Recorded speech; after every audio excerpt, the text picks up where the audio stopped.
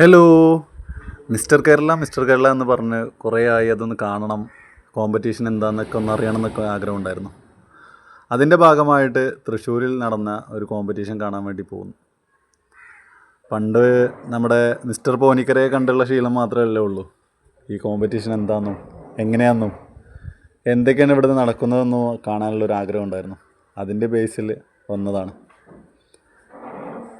ശരിക്കും ഇവരുടെ കഷ്ടപ്പാടിനെ നമുക്ക് നമിച്ചേ പറ്റൂ. എത്ര വർഷത്തെ കഷ്ടപ്പാടായിരിക്കും ഇവർ ബോഡി ഇങ്ങനെ ഒന്ന് മെയിൻറ്റെയിൻ ചെയ്ത് കൊണ്ടുവരാൻ. പ്രോട്ടീൻ കഴിച്ചും ഡയറ്റ് എടുത്തിട്ടും. ഞാനിതിൽ ഒരു ആളോട് പോയി സംസാരിച്ചു. ആളെന്നെ പറഞ്ഞു, കല്യാണങ്ങൾ, ഫങ്ഷനുകൾ, പരിപാടികൾ എല്ലാം ഒഴിവാക്കേണ്ടി വരുന്നു, ത്യജിക്കേണ്ടി വരും. വേറൊന്നും കൊണ്ടല്ല. അവർ പറഞ്ഞത്, ചെന്ന് ഒരു വീട്ടിൽ കയറുന്ന സമയത്ത് വെള്ളമോ മധുരമുള്ളതോ എന്തെങ്കിലും ഒന്ന് തരുമ്പോൾ അവർ വേണ്ട എന്ന് പറയും.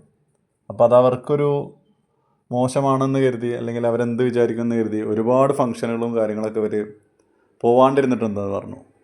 അങ്ങനെ ഒരുപാട് കഷ്ടപ്പെട്ടിട്ടാണ് ഇവർ ഈ ബോഡി മെയിൻറ്റെയിൻ ചെയ്ത് അതിനുള്ളൊരു പാഷനായിട്ടാണ് അവർ കൊണ്ടു നടക്കുന്നത്. ഇങ്ങനൊരു മത്സരം നടക്കുന്നുണ്ടെന്ന് പറഞ്ഞ് പോയപ്പോൾ ഒരിക്കലും പ്രതീക്ഷയിൽ ഇത്ര ആൾക്കാർ അവിടെ ഉണ്ടാവുമെന്ന്. ചെന്ന് കണ്ടപ്പോൾ തന്നെ എല്ലാവരും ഭയങ്കര ആവേശത്തോടെയാണ് ഈ പരിപാടീനെ അപ്രോച്ച് ചെയ്തിട്ടുള്ളത് തന്നെ. ഓരോ പോസുകൾ ചെയ്യുന്ന സമയത്തും അവരിങ്ങനെ ആവേശം കൊണ്ട് കൈയടിക്കലും ആർപ്പ് വിളിക്കലും. അവർക്ക് ഇഷ്ടപ്പെട്ട താരങ്ങളൊക്കെ ഉണ്ട്, അവർക്കൊക്കെ സപ്പോർട്ട് ചെയ്ത് ഇങ്ങനെ നിൽക്കുന്നത് കണ്ടപ്പോൾ തന്നെ നമുക്ക് തന്നെ ഒരു ഊർജ്ജം വന്നു. ഇത്രയ്ക്കും ആവേശം ഉണ്ടാവുമെന്ന് ഞാൻ പോകുന്ന സമയത്ത് സ്വപ്നത്തിൽ പോലും കരുതിയിട്ടില്ല. ഓരോ റൗണ്ട് കഴിഞ്ഞ് ലാസ്റ്റത്തെ റൗണ്ടാണ് ഈ വീഡിയോയിലുള്ളത്. വളരെ ആവേശകരമായിട്ടാണ് ഇവർ ചെയ്തുകൊണ്ടിരിക്കുന്നത്. ആര് വിജയാവും എന്നുള്ളത് ഓരോരുത്തർക്കും ഓരോ താല്പര്യങ്ങളുണ്ടെങ്കിലും ജഡ്ജസിനെ തൃപ്തിപ്പെടുത്താൻ വേണ്ടിയിട്ട് ഓരോ പോസും അവരവരുടെ മാക്സിമം അവർ ചെയ്തുകൊണ്ടിരിക്കുകയാണ്. ഈ പരിപാടി ആദ്യമായിട്ട് കാണുന്നതുകൊണ്ട് തന്നെ എനിക്കറിയില്ല ഇത് എങ്ങനെയാണ് ഇവർ ഇതിന് പോയിൻറ്റ്സ് കിട്ടുന്നതെന്നും വിജയികളാവുന്നതെന്നും. എനിക്ക് ഈ രണ്ട് പേരുടെയും പെർഫോമൻസ് വളരെ ഇഷ്ടപ്പെട്ടു.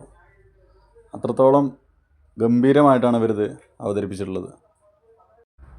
എന്തായാലും ബാക്കി വീഡിയോ നിങ്ങളൊന്ന് കണ്ടു നോക്കൂ.